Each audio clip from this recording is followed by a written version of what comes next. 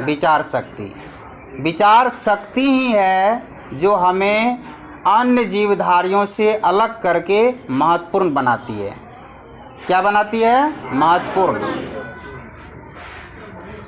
मनुष्य के पास बुद्धि है, विवेक है, तर्क शक्ति है, यानी हमारे पास बुद्धि है, विवेक है और तर्क शक्ति है। हम तर्क कर सकते हैं किसी भी चीज़ पर। देखिएगा कि तर्क करने की शक्ति आ जाती है और ये तर्क करने की शक्ति आप सभी की उम्र में ज़्यादा होती है, क्योंकि जैसे बहुत छोटा बच्चा होता है तो वो तर्क नहीं कर पाता है। जैसे अगर उसको बोल दिया गया, जैसे ये चार पैर पर अगर देख लिए कि ये क्या है, अगर उसके पेरेंट्स उसको बता दिए कि कुत्ता है, तो उसके दिमाग में ये आ जाता है कि चार पैर वाले जो होते हैं वो कुत्ता होते हैं। तो सूअर को भी देख के वो समझेगा छोटा बच्चा, क्या ये भी कुत्ता ही है?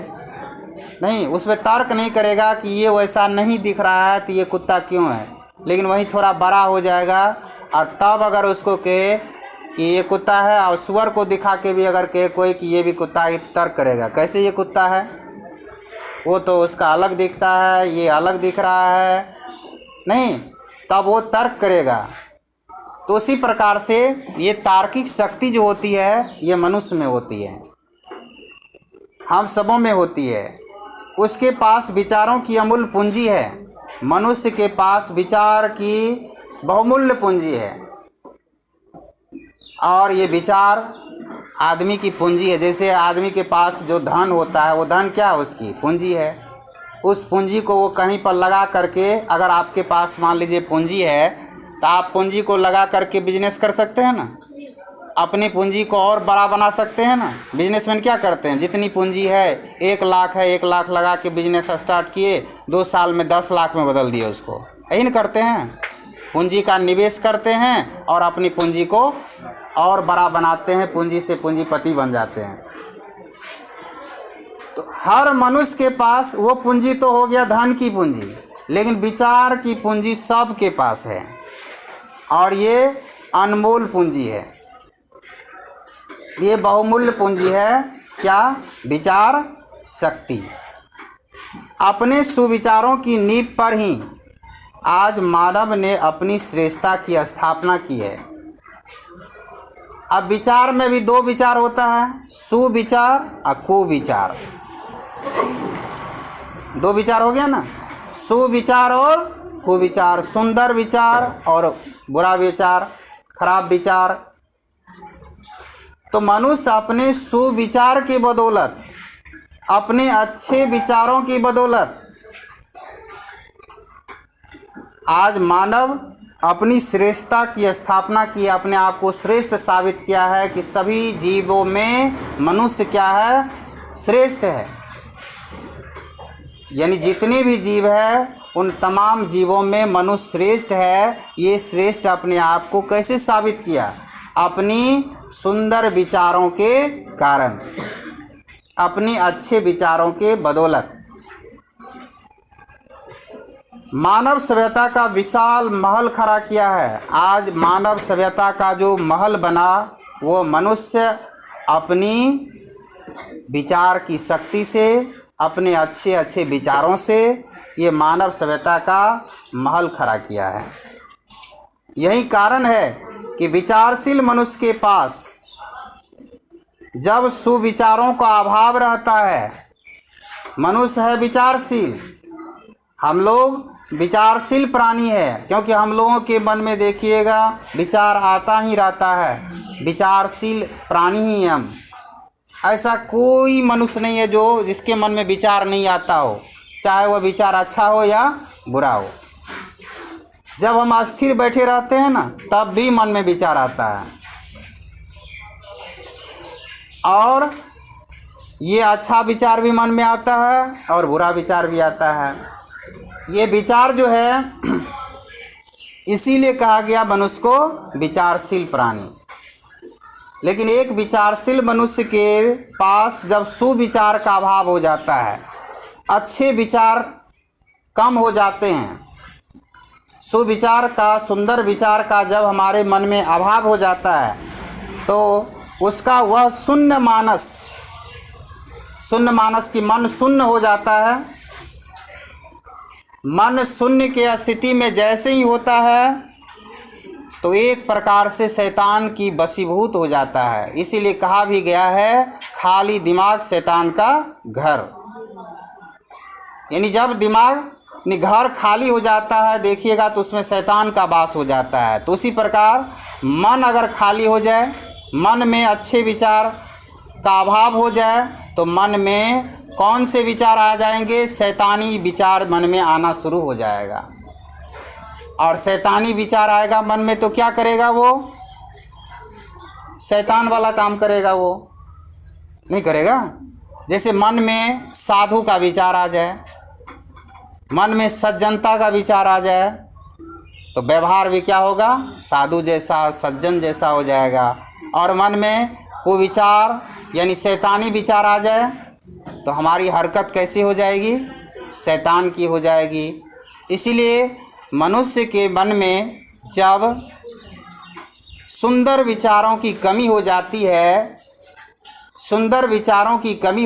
है, तो वह मनुष्य शैतान के वशीभूत हो जाता है। उस व्यक्ति का मन शैतान के वशीभूत हो जाता है, शैतान के बस में चला जाता है। अब शैतान उसको जैसे जैसे जो कहेगा वो करता है। मानवीय बुद्धि जब सद्भावों से प्रेरित होकर, यानी हमारी बुद्धि जब अच्छे विचारों से प्रभावित होकर, प्रेरित होकर कल्याणकारी योजनाओं में प्रवृत्त रहती है, कल्याण करने वाली योजना बनाती है, ऐसी योजनाओं में अगर वह संलग्न रहती है तो उसकी सादृश्यता का कोई अंत नहीं होता, उसके समान कोई होता ही नहीं। यानी जो मनुष्य अच्छे विचारों से प्रेरित होकर जन कल्याण के लिए, लोगों के कल्याण के लिए काम करता है, ऐसे मनुष्य नहीं भगवान कहलाते हैं। लोग कहते हैं ये मनुष्य नहीं भगवान है। लेकिन उसी का उल्टा देखिए, जब वहाँ कुविचार अपना घर बना लेता है, जिस मनुष्य के मन में अगर कुविचार अपना घर बना लिया, बुरे विचार अपने उसके मन में बैठ गया, बुरे विचार मन में समाहित हो गया, या उसका मन बुरे विचार का अड्डा बन गया और उससे वो प्रेरित हो गया, तो उसकी पाश्विक प्रवृत्तियां उस पर हावी हो जाती है। पाश्विक प्रवृत्ति कहा जाता है पशु की प्रवृत्ति। जो पशु की प्रवृत्ति होती है वो प्रवृत्ति, वो व्यवहार उसमें प्रवेश कर जाता है। और जब पशु की प्रवृत्ति मनुष्य में आ जाएगा तो मनुष्य किसके जैसा व्यवहार करेगा? पशु के जैसा व्यवहार करेगा। तो लोग उसको देख कर कहते देखो देखो ये आदमी है और ये पशु के समान व्यवहार कर रहा है। क्यों ऐसा हुआ? क्योंकि इसका मन बुरे विचारों से प्रेरित होकर बुरे मार्ग पर चल चुका है। इसकी पाश्विक प्रवृत्तियां इस पर हावी हो गई है, जिसके कारण से ये पशु जैसा व्यवहार करना शुरू कर दिया है। हिंसा और पापाचार का दानवी साम्राज्य इस बात का द्योतक है। हिंसा और पापाचार, आज जितनी हिंसाएं होती है, जितने पाप होते हैं, ये इस बात का प्रमाण है कि मानव की विचार शक्ति, मानव की जो विचार शक्ति है, ये हमारी जो विचार शक्ति है, हमें पशु बनने से रोकती है, उसका साथ देती है, रोकती भी है और साथ भी देती है। विचार शक्ति, दोनों विचार में शक्ति होती है। सद विचार भी होंगे तो उसकी भी शक्ति है, कुविचार की भी अपनी शक्ति है।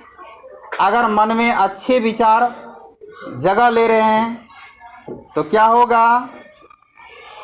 मानवता का गुण आएगा। और मन में अगर कुविचार आ गया तो उस विचार की शक्ति हमें क्या करेगी? पशु में तब्दील कर देगी। हमें शरीर भले हमारा मानव का होगा लेकिन हमें जानवर में परिवर्तित कर देगी। हम मनुष्य दिखेंगे तो मनुष्य के समान, लेकिन हमारा व्यवहार कैसा हो जाएगा? जानवर के समान हो जाएगा, पशुवत व्यवहार हो जाएगा। इसलिए विचार शक्ति बहुत प्रबल शक्ति होती है। अतः हम अपने मन को ये देखना चाहिए कि हमारे मन में कौन से विचार आ रहे हैं, अच्छे विचार आ रहे हैं या बुरे विचार आ रहे हैं, क्योंकि हर विचार की अपनी शक्ति होगी। बुरे विचार को जगह देंगे तो उस विचार की शक्ति हमें पशु के समान व्यवहार करने के लिए मजबूर कर देगी। अच्छे विचार को जगह देंगे मन में, उस विचार की शक्ति से हमें हमारे भीतर अच्छे अच्छे गुण विकसित होंगे, जिसके कारण से अगर मानव को कहा गया कि मानव जो है सभी जीवों में श्रेष्ठ है, तो ये श्रेष्ठ होकर के हम प्रमाणित करेंगे कि विचार की शक्ति से हम अपने